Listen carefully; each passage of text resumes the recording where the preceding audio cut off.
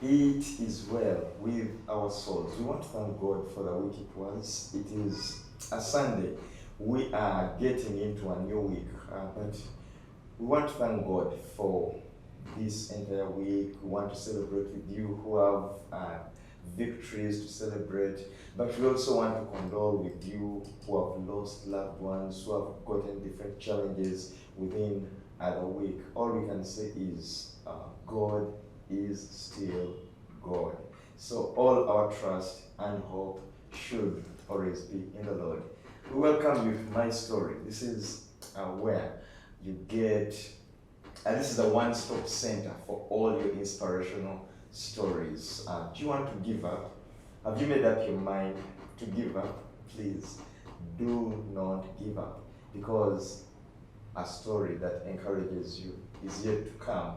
Today, we are glad we have another one of its kind and a unique story that you're yet to hear. Just know that team is ready to take us through. I see Brinko, Collins, they are set, and Momoza is also set out there to see that you have the very best of this program. Edrine Osteen Mukalazi is my name, and with us today is, how can I introduce her?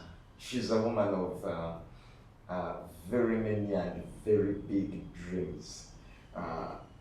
Sometimes you feel you're not worthy introducing her by that. But with us is none other than Esther Majambere Musoke, and she's going to share with us her story. You might have seen her, you might have heard of her, you might have partnered with her, or maybe you've even had a casual talk with her, but have you ever listened to her story? It is right here on Church of Uganda Family TV. Join me as we welcome her. Esther, it's a pleasure having you this evening on my story. And like I said, we are already excited to hear from you, but kindly greet the viewers who are watching us, who are excited together with me.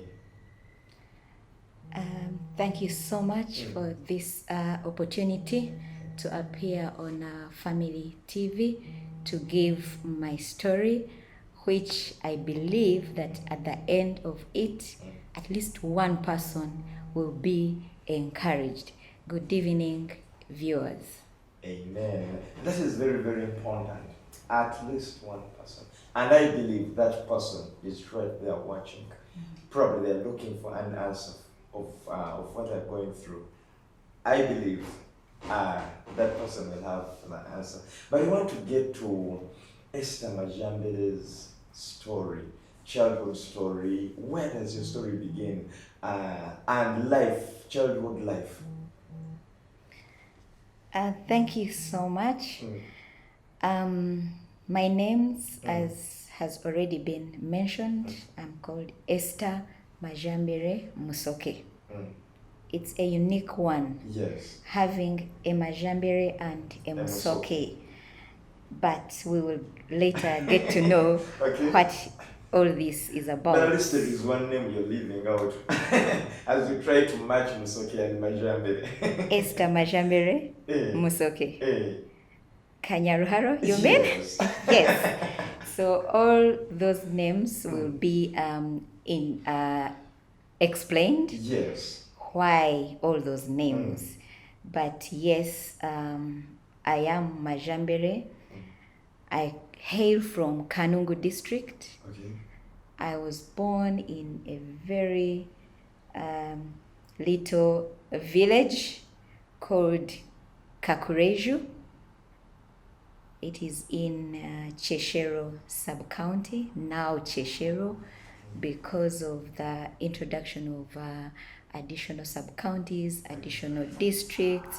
Actually, originally the district was Rukunjiri, now Kanungu district. But I wasn't born at home like most people in Kampala think that for us who come from that very farm, maybe were born in a banana plantation. Yes. Actually, I was born in Kambuga Hospital. Yes. Okay. Some 50 years ago. He does. 50 years ago. Yes. Okay. Connecting. A little girl was born in Kambuga Hospital. Okay. The records are there. Mm. Anyone who wants to know can verify with Kambuga Hospital. So I was born there. And my father, Mr. Omuzei Francis Kanyaruharu, commonly known as Everybody. I will explain that. I can't wait. Yes, so Kanyaruharu and Everybody move hand in hand. So Everybody is an agriculturist. He worked with Uganda tea growers. That is for tea, a tea factory in Kayonza. In Kayonza, we thrive on tea. We are growers of tea, so he worked there. And he was a tea officer, at the same time a paymaster. So he used to move with lots of money to pay the tea growers. But at the same time, he liked a drink. And so one evening, he comes back home. He's a bit tipsy from his work, from his daily work, and he finds a baby at home, a baby girl. And so they tell him, yes, we were blessed with a baby girl. And he's like, oh, this is a Majambere. So a Majambere means development. So my father welcomed me as development. And so that is the name. Were you the firstborn? No. At that time, I was the last of 5 children. So he's like, this is development. And so I was named Majambere. So you seem to have enjoyed all this love of the dad, even with that name, meaningful name. Was it really easy for you as you're growing up? How was life at home?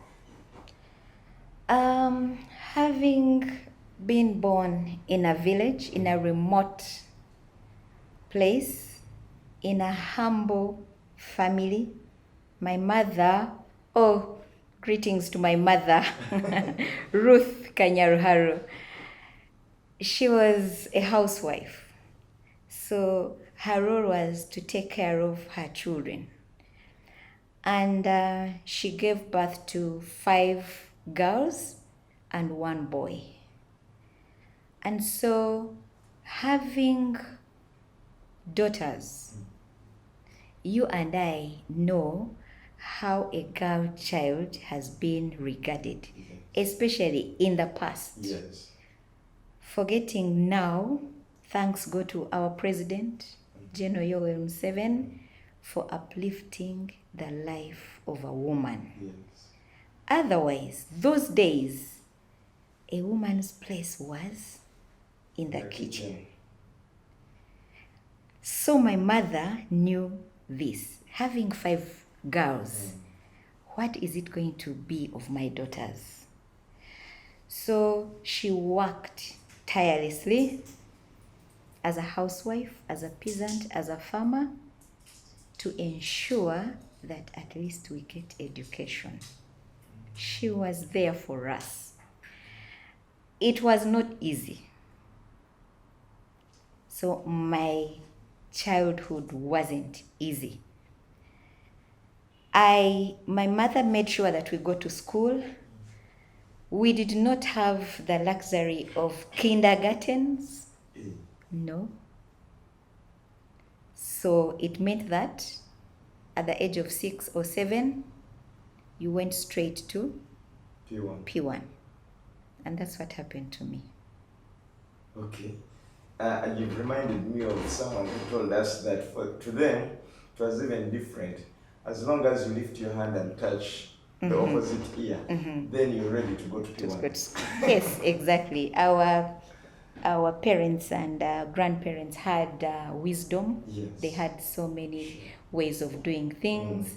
So even without a birth certificate, even without knowing someone's age, yes, that would, what you have just demonstrated would mean that someone is ready to go to school. So you go to school.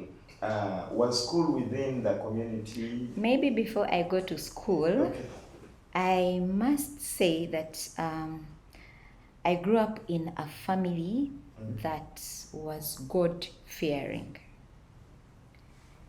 I had a grandfather who was God-fearing. He was a man of God.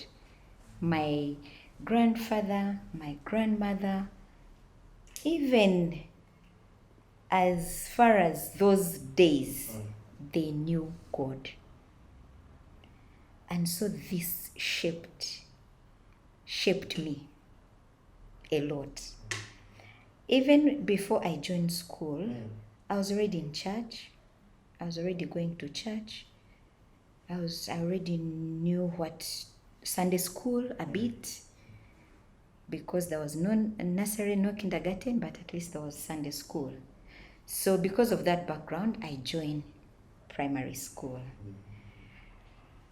Primary was not an easy one.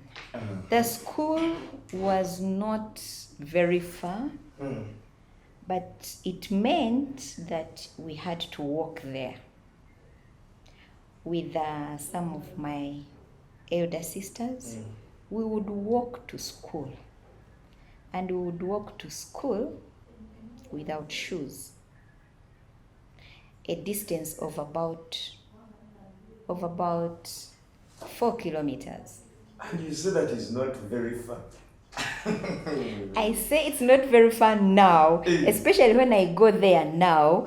I'm like, but how did we do this? But 4 kilometers is long. Yes, so we walked 4 kilometers. Wow. To go to primary school without shoes. And so that was primary. Which school was that? This was called Cheshero Primary School. It is still Cheshero Primary School. Okay. Yes.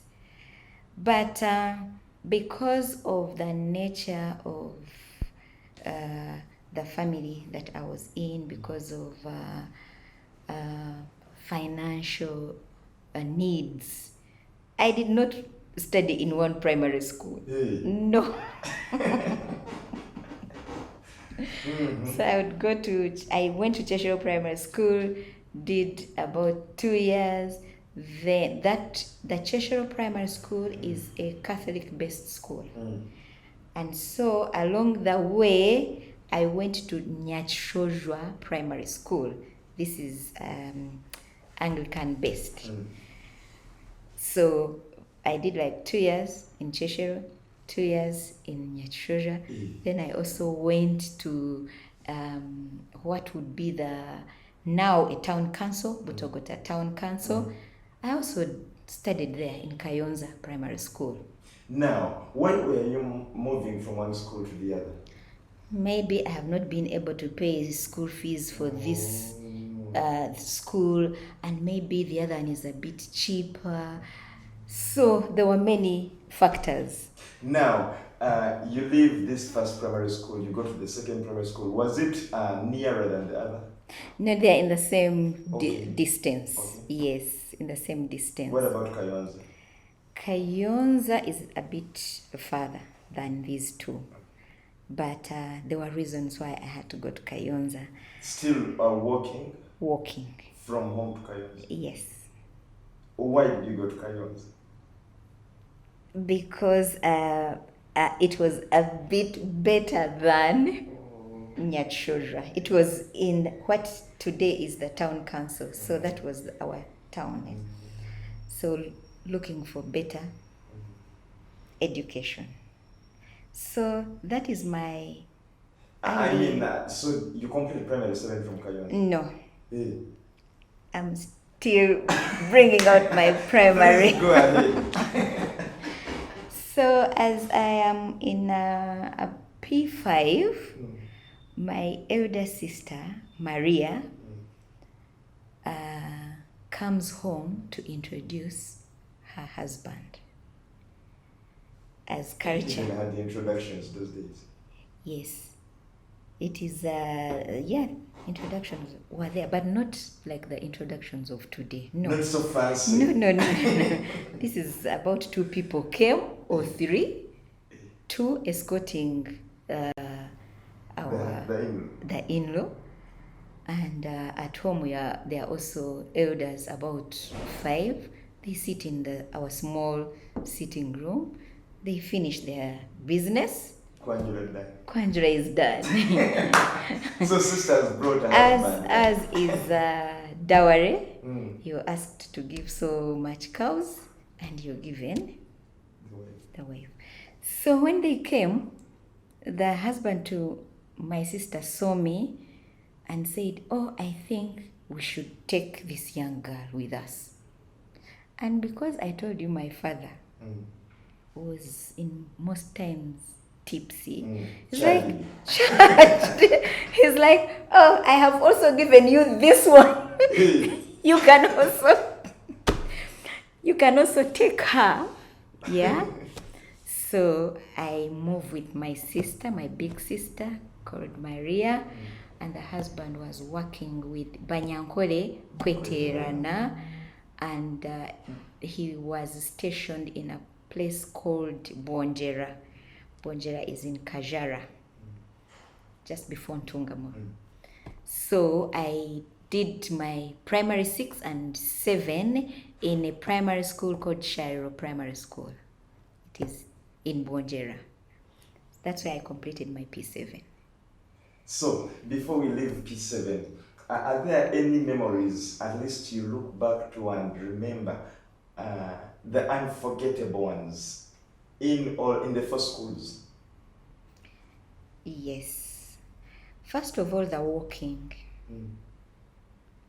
It was very hard, but we had to walk. So, in a traditional family setting, it's not about only my inner siblings. We have cousins, we have people around. So we used to walk with all of them. And I feared so much cows, yes, and dogs. And so sighting a cow or a dog ahead would even mean that day is lost at school. And my uncle, Mzee Donat Kananura, had a very tough dog, which would come out in the morning, stay at his gate, and starts to bark. So I feared dogs, I feared cows, and these are things that they were inevitable. So that challenged me so much. But I have a cousin called Mojisha. He would hold my hand and make sure that we pass the cows, we pass the dog. Wow. So it was challenging. The other challenging one was the way we used to have our lunches. It meant that we had to cook food the previous day, and in the morning pack it in banana leaves. Yes, and carry that to school. So we ate cold food for lunch. Those were challenging, but we managed to overcome. See where you are. See where I am. So someone should not be discouraged. Someone deep down in Kanungu there, don't be discouraged. You can make it. Yes. So after primary 7, do you still continue with your sister, or you went back? I continue with my sister, but it is also not a straight path. My education is not a straight path. It's in installments, I should say. So I continue with my sister. They take me on together with the husband. May his soul rest in peace, Mr. Itaza. They educate me. So as I complete my primary 7, I join a school called Bonjera Girls for my S1. And in that school, I was number 1. First term, S1, I still have my report. You were a sharp student. Yes. I think I was, and I think I am still sharp. Yeah. Because, I didn't mention that even in those schools, I was either number 1 or number 2. So my position was there. So in Bonjera Girls, I go to this secondary school. I am new in boarding school. I've never been in boarding school. I meet these big girls in S2, S3. I am very tiny. I was very small. And you know what happens in schools, S1s, they used to call us Engata. So, of course, they welcome you, but they want to make you get used to the environment. So they will do some things to you. They will make you bring water for them, because for them they are already there. So I did all those things, but as I was still in term 1 of S1, my brother-in-law is transferred. Is transferred to Mbara. That was at a Banyankore Kweterana. So he would be transferred anytime. So he's in Bonjera now. Now he's transferred to Mbarara. It's called Kakoba. So they let me finish the term. They leave me finishing my term, but they leave someone behind to ensure that, actually the headmaster of that school, they asked him that when we get holidays, please bring our daughter to us. The headmaster was a family friend. So the headmaster gets my report. He doesn't give it to me. He keeps it with him. We take a bus together, and he takes me to where my family, to Kakoba. And so he hands... Slowly by slowly you're coming. I'm coming! To town. Yes!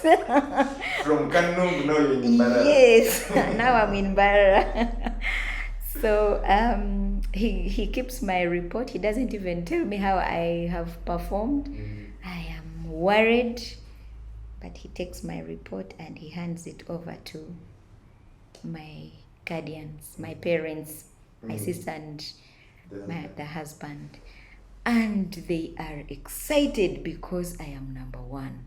I am also excited because I was worried. What is it going to happen? What position am I? But I am happy that I am number 1. So they're like, she's not coming back to Bonjera. It's far. We will keep her here with us. So I didn't go back to Bonjera. I studied only 1 term, and that is the only time I have ever been in boarding school.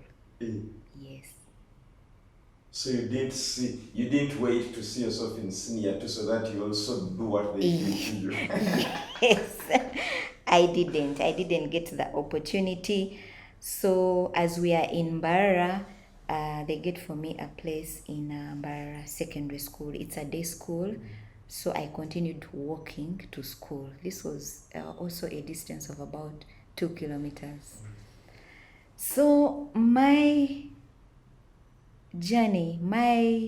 school journey was not an easy one. And especially being a girl, there are challenges. As you're walking, there are so many voices. But I continued. I liked to study a lot. So I walked as I finished my S1. Remember, I did one term. Yes. So I do the 2 terms here, and I do my S2 in Mbarara. So as we are in Mbarara, my in-law gets a job in Kampala. So this means we are moving. You are also moving with them. With them. You enjoy life. I don't know if it is really enjoyment, because remember, as I moved, this interfered with my education. Yes. Yeah, so it was a bit of a challenge. Of course, you're coming to Kampala. Who doesn't want to come to Kampala? I'm excited. I'm excited. Mm. So I come. Again, they don't move with me because I have to finish the term. So there's a family in Mbarara. They leave me with that family, and they ask them that when she finishes, either we'll come for her or please bring her to Kampala. You can see my journey. Yes. It's not a straight. And you said it is in installments, Yes. and indeed you're seeing the installments. Bits by bits. But the interesting thing is that the installments are taking you closer to a better life. Yes. Yeah, so I think it was God's Sure. plan. Yeah. So I finished my S2, and I think my brother-in-law comes to pick me up, and so he comes with a pickup. We load some things on that pickup, and I sit on the pickup behind, and we come to Kampala. Wow. Behind. Yes. To Kampala. Yes. We are taking a short commercial break. When we return, we are going to start from there. Oh, so when you listen to some of these things, you're like, you just sit in a bus, very comfortable. You can even sleep, and you now say, the journey was too far from Kampala to Mbarara, or from Mbarara to Kampala. Someone sat on a pickup behind from Mbarara to Kampala. Welcome back from the break. This is my story. We are with Esther Majambere, and she's taking us through her story. Esther, you're now coming to Kampala, but even as you sit on this pickup, do you have any excitement as a young person? You're coming to Kampala. What were the stories around Kampala then? Knowing that Kampala was the capital city, I was excited to see what it was like. Electricity was not for everyone where I came from, so I was looking forward to this. I was looking forward to good roads. The roads then were not good, so I was looking forward to good roads. I was looking forward to good schools. I was looking. Had you already heard about some names of those schools, the better schools? Yes. Okay. I knew the good girls' schools like Gayaza. I pictured myself in Gayaza. So. Hey, wait. So you had even started seeing yourself in Gayaza putting on that dress? Yes.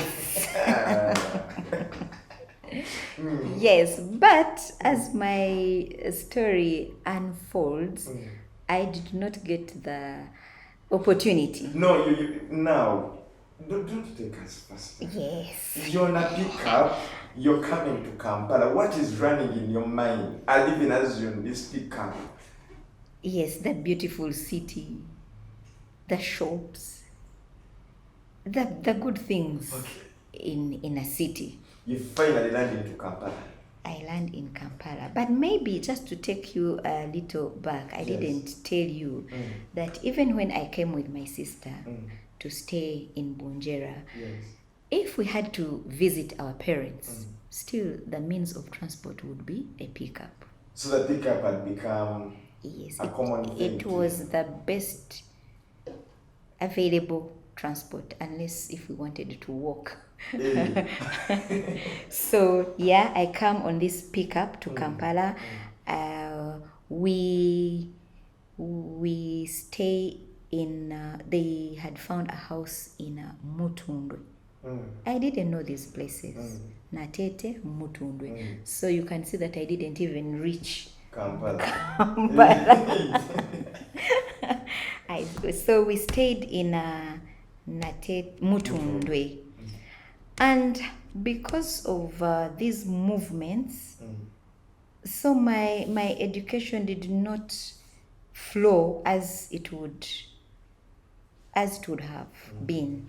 I remember when I arrived in Kampala, I had a whole year of not going to school. Why?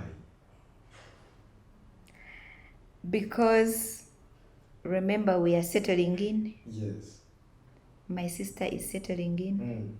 My in-law is settling in. So we are in that mix of looking for a school. So I didn't go to school. I recall there's a year that I didn't go to school. But all was not lost. I got a school. Gayas? No, unfortunately, no. I didn't make it to Gayaza. Remember, my in-law is starting a family. Yes. Remember, he came to marry and they gave him another person. So I became like the first child in that home. But they are also building their family. The finances are limited. So I did not have the opportunity to go into those good schools. So I went to a day school, Lubiri Secondary School. So that was the... You walk from Lubiri to Mutundwe. Remember, it's near Mutundwe, so I can walk to school. It's not near. Wakaliga through Natete, then Natete to Mutundwe. So just know that I walked from Mutundwe to Lubiri. Okay. So even when I was in Kampala... But at least BBSS is also not a bad school. Yeah, it's not a bad school because I studied from there. Yes. S3, S4, I went back for my A-levels and I went to Makerere University. So I am proud of the school. You're proud before you go to Makerere University. Now after senior 4, had you started thinking about your future career? Had you started looking out up to anything? So when I came to Kampala, I saw things like a TV. I would watch news. This is something that... On UTV? On UTV, yes. So I admired so much people that read the news, or people that read the news. And I'm like, I think I want to be like these people. I think I want to read news. I want to be on TV. So this was one of the things that I thought I would do when I continue with my education. And I know that reading news is mass communication, is journalism. So I thought that would be one of my choices as I go to university. But I also I wanted to be a lawyer. Yeah, because I thought I can make a good lawyer. Were they lawyers you were looking up to, lawyers that were inspiring you then? Not really. But it is something that, because my in-law was an educationist, he would take me through the different areas. So he inspired me, he interested me in being a lawyer. And of course, as I progressed, I would read, and then I was inspired that I would be a lawyer. And also, remember, I did literature. So we would be told that people who do literature make good lawyers. People who do this, because... So that interested me into... So you're seeing yourself a lawyer or an anchor. Yes. We get to the university. So I do my A level. I pass, but I do not have the grades to take me for government sponsorship. Yeah, but I have passed. I have the required grades to take me to a university. Remember, principal passes, but I can't go to on a government sponsorship. Remember the time when I went to university, 1995, government sponsorship was limited to the the best. And remember, I studied in a day school where concentration is limited. Yes. Remember, I am walking to school. Like I said, there are many distractions. Yes. So really, the reading was not that intense as I would be in a boarding school where we have to all do preps. We have to read up to a certain hour, sleep, wake up at a certain hour. So mine was the moment I reach home. Remember, there's also housework to do, and I'm expected to do some housework. So the reading is not as intense as in a boarding school. So after A6, the grades I get cannot allow me to get government sponsorship. And I'm like, okay, now what? I had already mentioned that we were 5 girls. Yes, and 1 boy. And 1 boy. My sister, the one that raised me, did S4. After S4, she went into a secretarial school, and she did that. She didn't continue. My other sister, that one was married off at a young age in about S3, so she didn't complete school. Now the one that I follow had completed S4 and went to do a catering course. And so I'm like, okay, now that I can't get a government sponsorship, because when the results came out, I sit with my in-law. He was an educationist. He liked to study, and he wanted everyone around him to study. And I owe him a lot. So we get my results, and he's like, so what do you think? What next? I'm like, okay, these results have come out. I can't get government sponsorship. I think you can put me in an institute. Maybe I can also do catering. So now I'm looking at my sister who did catering, that I can also go and do catering. So my in-law looked at my results. They were good results. And I think inside in him, he's like, no, we can't put this to just an institute. I think this girl can go to university.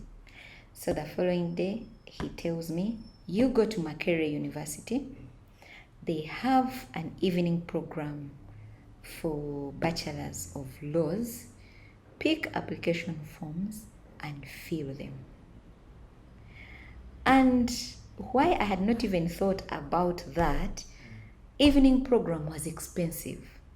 And remember, this person has taken me through all this, and then I now add university costs, and he's bringing up his own family. He's already having children who have to go through education.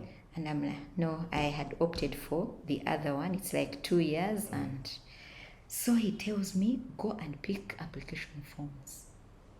And I had already known what the cost is. And I am like, oh my God. This is a golden Opportunity. opportunity. So I go, I pick the forms, I fill them. And that time, for you to be admitted, you had to face a panel. Yes. So I was invited. I was asked a few questions.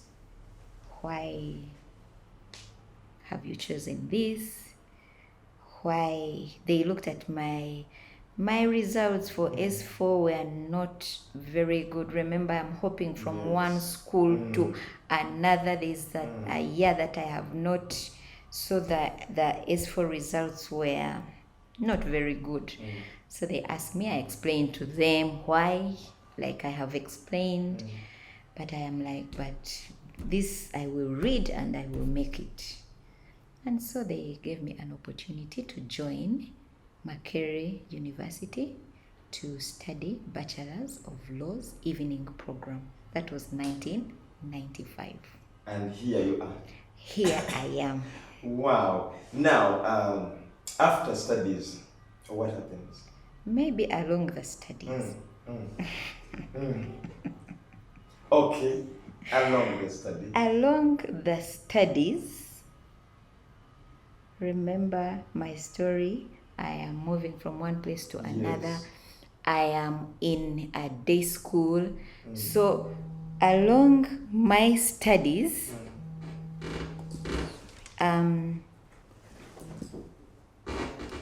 there I am a young girl. There are young boys who are approaching me, talking to me. So along the way, in about S3, S4 vacation, I met a young man who was interested in me. That was at that level of S4, S3, S4 vac.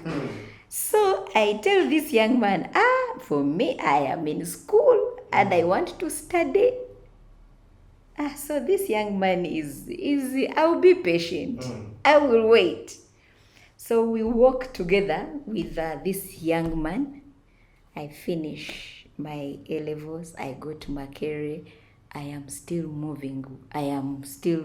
He's still patient. He's still patient. Waiting Waiting. So, and this man today is my husband. Wow. He needs an upline. He was so patient. He was so patient. And so that explains my other name, Musoke. Mr. Musoke, thank you for being so patient. Wow. So we moved together. I am in school. He's out of school. He has his own story. But we move together. I am in school. He's already in business. He's working. So meaning when he takes you on, then you cease to be your sister's responsibility? At a certain point, which I will come to. Okay. So he's patient. We reach university. We lose our patience. In my second year, I become pregnant. Wow. And this was huge. Having come from where I have come, the way people have struggled to bring me to this level, and here I am in S2 with a pregnancy, rather in year 2. But I want to thank my husband so much. He was very supportive. He has been supportive and he continues to support me up to today. So having children at university level that time was unheard of. And how did you break the news to now your sister and the husband? I did not break the news to them. You cannot hide a pregnancy. You can hide the pregnancy in the early days, but it will definitely come out. So, how did I break the news? Of course, my sister knows. Is like, what do we do? What is this? Everyone is concerned. To the extent of being told to even remove the pregnancy. How are we going to face the world? How are we going to explain this? How? And remember, there is also a tribal issue. This is Majambere, this is Musoke in Buganda. But we continue with the pregnancy. My sister now is fully aware. He's like, you cannot stay here. You have to move. So I write a letter. I could not face my in-law. So I write to him a letter about everything and what has happened and how I have decided to move out, to go and live with my sister. I did not talk about how my education is going to continue, but that is the letter I gave him. And I left my sister. I went to my other sister. Of course, along the way, there were so many suggestions, so many discussions, so many meetings. But so this young man was invited and he was asked what he thinks about the whole thing. He was ready to support. So now we are like, we cannot continue keeping someone here with a pregnancy when our parents are not aware. You have to go and not introduce yourself and report yourself. Report yourself. I don't know what it is called in vernacular. It's not kuchala because kuchala is. I think it's still the same. Kweropa. Kweropa. What is it? Yes. So, of course, now everyone is involved. I have a cousin called Gadi. Gad is mad. And Gad knew this young man from the business world. So he already knew him. He's like, he must come and tell us what he's planning. And remember, I'm one of the few girls in the family that has gone up to university level. So everyone is concerned. So we arrange with the parents. They say, okay, let's go, and we report ourselves. So the family goes, the sisters that were here go, and the young man gets his brother and a sister. They also come. I am also there. So they are like, we are not negotiating for anything. We are not asking for cows.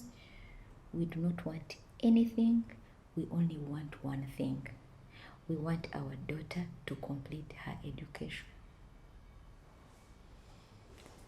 So the young man is like, with the brothers, yes, we commit to ensure that she completes her education.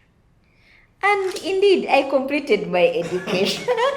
The rest is history, but I did complete my education. So what encouragement do I want to give here at this point? Remember, I am rejected. We had an administrator at the Faculty of Law, a lady. She one time called me to her office and she's like, I don't know what I would have done if you were my daughter. Why was she so much concerned?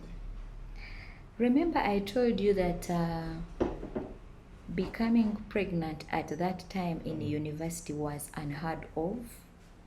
So it was strange, it was scary, it was something that wouldn't be taken lightly. I was in second year and I gave birth to my son in May, and we did exams in June, July. Wow. So your other son is a month or a month and a half Yes. old, And I have to a do young mother has to do exams. We can't go beyond this point. We are breaking from here, and we promise that we shall continue with this story the next week. Today, let us end it at this. We were with Esther Musoke, and may the Almighty God bless you, because next time will be now a completion of her story.